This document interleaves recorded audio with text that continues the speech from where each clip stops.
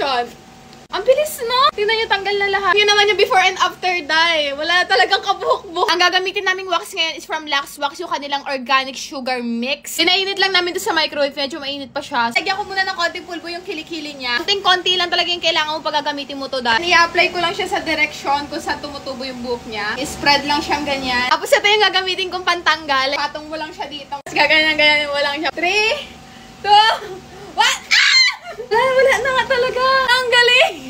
Ito yung nakuha sa kilikili niya. Kita nyo ba yan? Grabe, bricks. Tignan. Ang maganda pa dito, pwede mong i-reuse itong ginagamit na to. Like, papakuluan mo lang siya para matanggal yung wax and then pwede mo na siya gamitin ulit. Pa rin yung gagamitin ko kasi hindi pa naman siya punong-puno. Nilalagay lang siyang ganyan siya.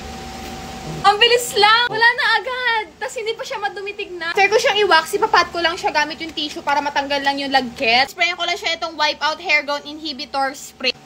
Ayan. And then, maglalagay na rin kami itong sunflower oil para sa kanyang skincare. So lang, kinis ang kilikili mo. Ayan yun naman yung before and after dye. Wala talagang kabuhok-buhok. Nakapag-apply na kami. Lagyan na namin siya nito. Ready? 3, 2, 1. No reaction.